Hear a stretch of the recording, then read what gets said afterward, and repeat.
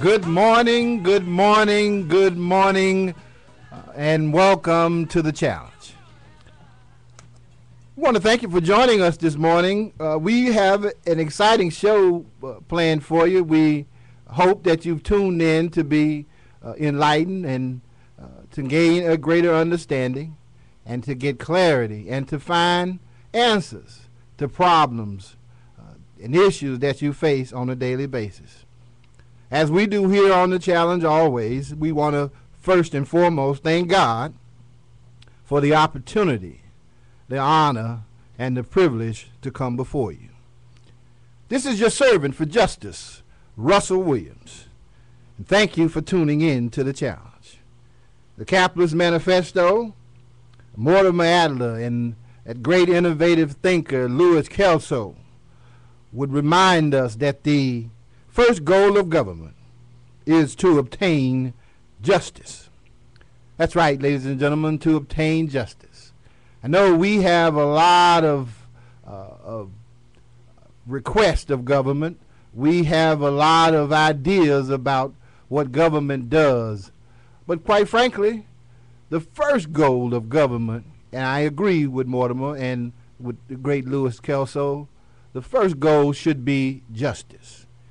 I tell you, this week has been, in my opinion, one of those weeks where justice has just been another word, and folks are constantly trying to find it as they lay in the balance, waiting for their lives to be changed and for situations to be reversed. And I think that quite a few are winding up disappointed. Here in our state of Connecticut, the budget was supposedly headed towards being balanced, and then there was issues of how exactly you get there, and it seems that it boiled down to increasing taxes and cutting jobs as the only remedy for dealing with or arriving at a balanced budget. Quite frankly, we don't agree with that on the challenge. We know that there's another way.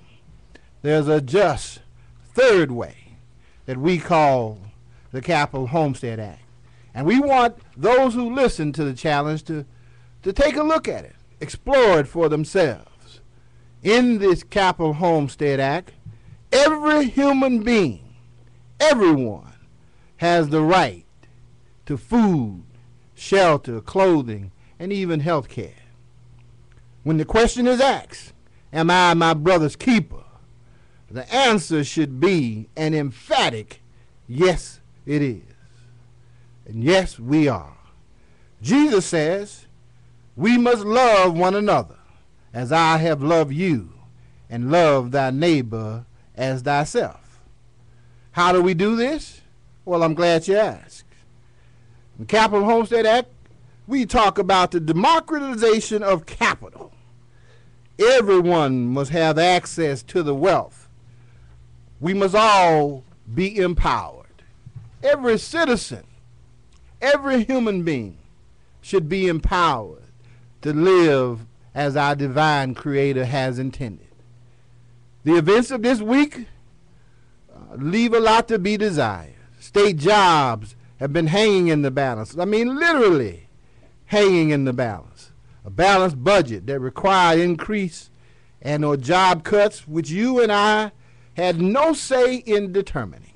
No say in determining whether or not tax increases was the best choice or whether cutting jobs was the best choice. Well, I'm here to tell you there's a better way, a more just third way called the Capital Homestead Act. How does it work? Well, I'm glad you asked. Throughout history, the rich and powerful owned the things that produced the wealth. When the land and people were what produced wealth, the rich and powerful owned land and people. Today, the things that produce most of the wealth are land and technology. In particular, technologies such as machines, robots, rentable structures, and advanced information systems are replacing people at their workplaces and threatening their family incomes. And today, who are the rich and powerful? The people who own the land and the technology. So what's the problem? The problem is that too few own income-producing wealth, capital, and too many own nothing. Many people owe more than they own. Why are so many citizens powerless? Well, if you feel economically insecure or powerless, you're not alone. The fact is, you are economically vulnerable if you don't own as your private property some of the land and technology that produce most of our wealth. Economic power is tied closely to political power. It comes from property, the rights and powers of ownership, and the means to acquire property.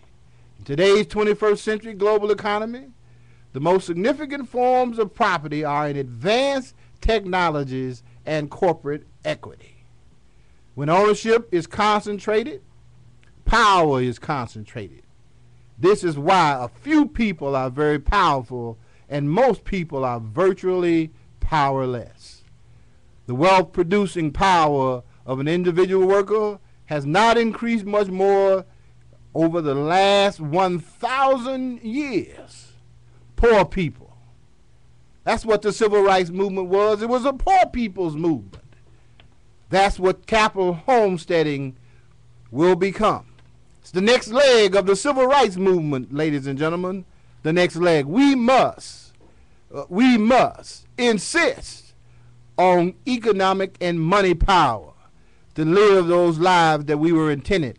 We're here to tell you that if we have, and we should have, economic power, then a lot of the ills, a lot of the desolation and the wrongs that are happening in our society would go away. There would be no need to worry about health care. There would be no need to worry about poverty and homelessness if everybody had access to money power in this great and wealthy nation. We must seek it, and we must obtain it. There are only a few people who are very powerful, and the most power and the wealth-producing power of an individual worker has not increased, as I mentioned, over the last 1,000 years. Poor people and most non-property owning workers can only produce insecure subsistence incomes from their jobs. Some people, however, profit from the work that the technology does by owning shares in the company that use that technology. I like to say that again.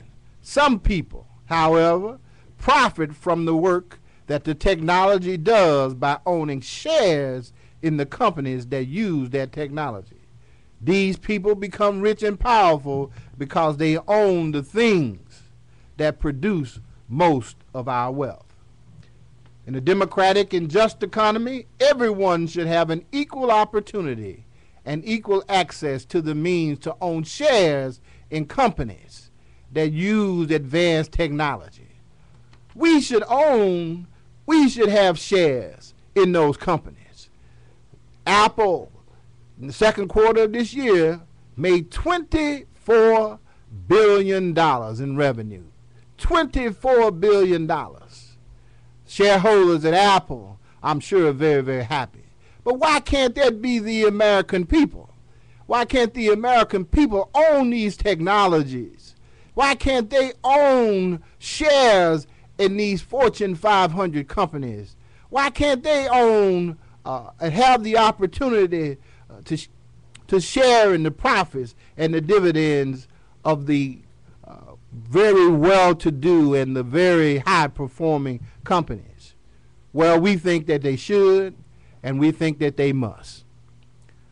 You can reach us here at The Challenge at 860-218-2173, 860-218-2173. Give us a call with your comments, your questions, with issues that you have that you'd like to share. Today on The Challenge, we have one of Hartford's very own, one of Hartford's favorite sons, Adam Cloud, the city's treasurer, is with us this morning. And Adam's going to come to you this morning in his own way, tell you about his version of economic justice, if you will, talk about how he deals personally as the city treasurer with the inequities, the injustices that exist in the financial world. We're looking forward to what Adam has to say, and we're looking forward to him hopefully tying into what we call the Just Third Way. We think it's an exciting program this morning, and we hope you've tuned in to hear more of what we talk about on the challenge, which are solutions, answers to questions and problems. And we bring with you, or to you, with as much insight and with as much experience as we can, those answers and solutions from sources throughout this country and throughout the world. We thank you for tuning in to the challenge this morning. We're going to take a station break. We want to thank our sponsors, the Jamoke Academy, the Polinsky Group, and our dear friends at the Centers for Economic and Social Justice for what they do for us and what they do for all of mankind.